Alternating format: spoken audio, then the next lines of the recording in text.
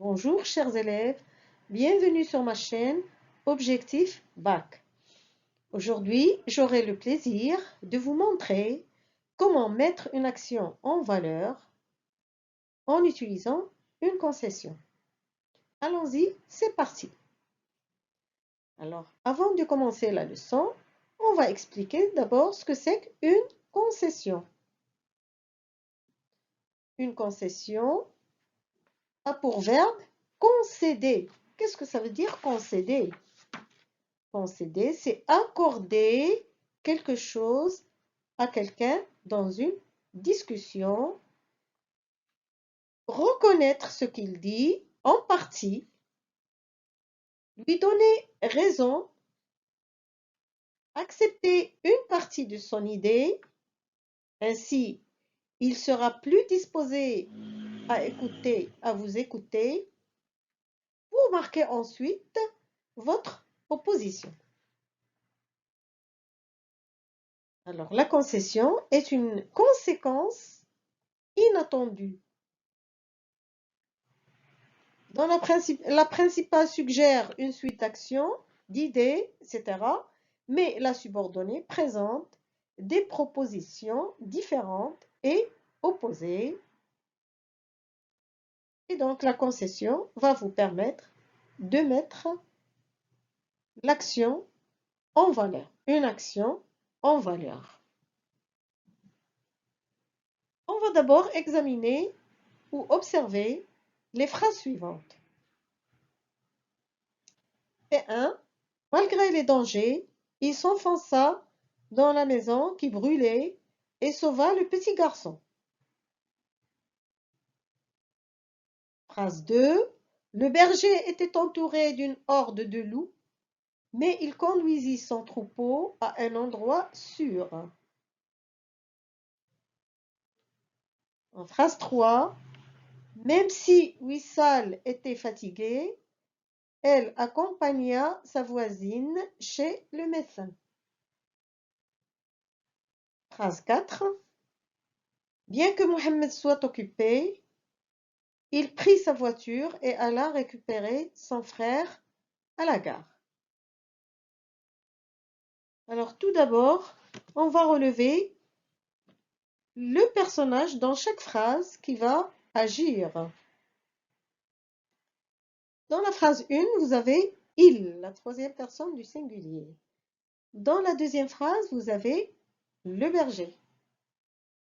C'est le personnage qui va agir. Dans la phrase 3, vous avez Wissal. C'est le personnage, bien sûr, qui va agir. Dans la phrase 4, vous avez Mohammed. Ensuite, on va relever l'action ou les actions contenues dans chaque phrase. Alors, pour la première phrase, vous avez s'enfonça, sauva, la deuxième action. Dans la deuxième phrase, vous avez conduisit. Dans la troisième phrase, vous avez l'action accompagner. Dans la quatrième phrase, vous avez l'action de prendre. Il prit sa voiture et récupérer. Il va récupérer donc son frère. Deux actions ici. Ensuite, on va relever l'état dans lequel se trouve chaque personnage avant d'accomplir cette action. Dans la première phrase, le personnage était en danger parce qu'il y avait le feu. Dans la deuxième phrase, le personnage était entouré d'une horde de loups, un ensemble de loups.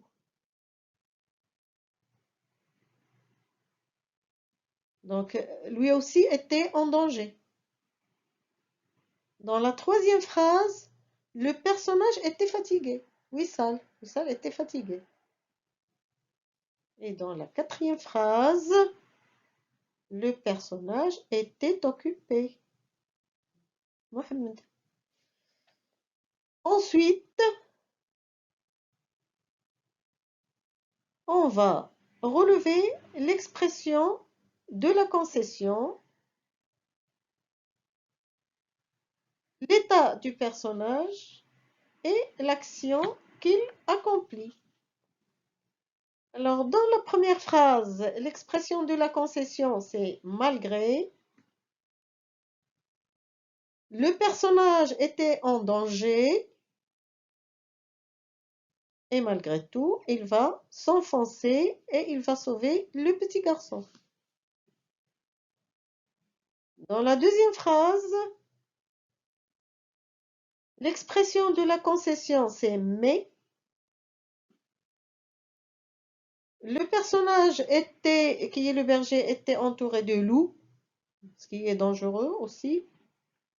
Et quand même, il va accomplir et il va conduire son troupeau à un endroit sûr.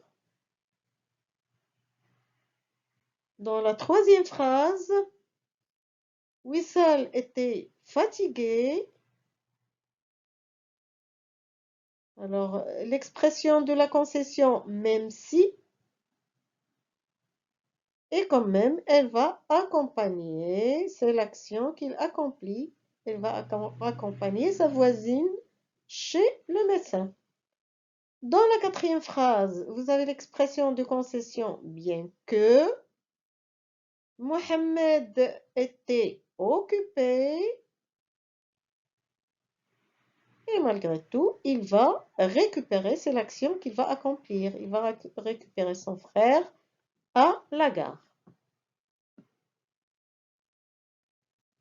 Alors, je vais imaginer un petit peu l'action normale, attendue, après les situations suivantes. Normalement, s'il y a des dangers, il doit se sauver. Et dans la deuxième, si le berger était entouré d'une horde de loups, normalement, lui aussi, il doit se sauver. Wissal, si vraiment elle est vraiment fatiguée, normalement, elle doit se reposer chez elle, garder le lit. Mohamed, il est occupé normalement, il ne peut pas récupérer son frère à la gare.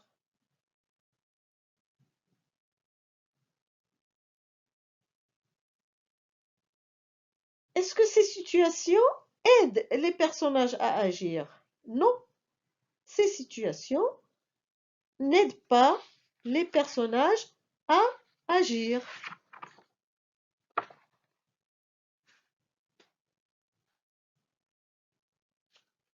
Alors, pourquoi alors les actions réellement accomplies ont plus de valeur?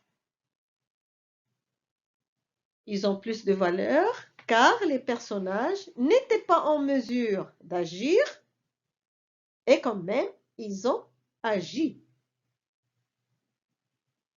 On peut conclure que les expressions de la concession présentent des actions inattendues.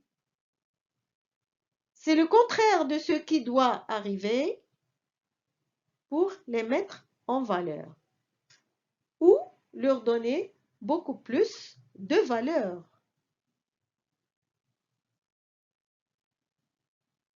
Qu'est-ce qu'il faut retenir de tout cela?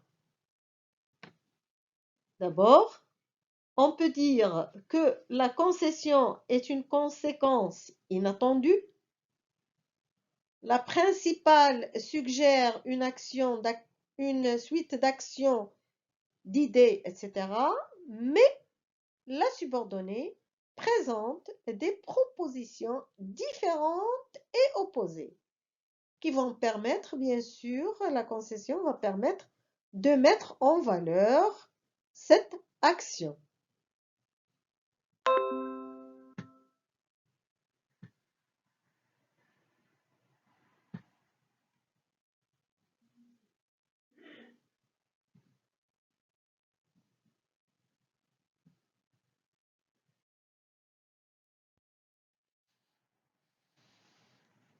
Alors ensuite, on va examiner chaque expression de concession pour voir comment elle est construite et comment je peux l'utiliser dans une phrase.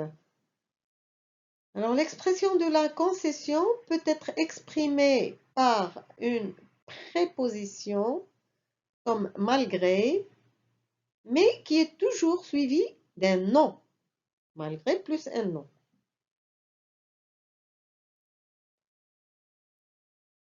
Je peux exprimer encore la concession par une conjonction de coordination, comme mais. Je peux encore exprimer la concession par une conjonction de subordination, comme bien que, mais avec le subjonctif.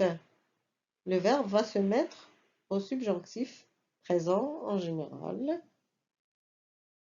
Bien que je peux le remplacer aussi par quoi que, plus encore le subjonctif. Je peux encore utiliser même si. Alors ces trois sont toujours construites en tête de phrase, de la subordonnée bien sûr. Même si est suivi d'un indicatif, un temps de l'indicatif. Et vous savez que l'indicatif contient 8 temps.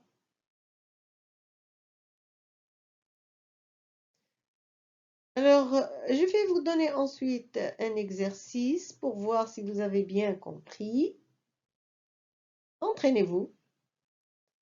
Reliez les phrases suivantes pour exprimer une concession en utilisant les expressions indiquées entre parenthèses. Alors, je me suis trompé de route, je suis arrivé à l'heure. Vous voyez que vous avez deux propositions ou deux phrases indépendantes que je vais relier, même si, avec même si, pour construire une phrase complexe avec la principale et la subordonnée. Alors, même si se met toujours en tête de phrase, même si je me suis trompé de route, je suis arrivé à l'heure. Vous voyez que la deuxième phrase est opposée à la première.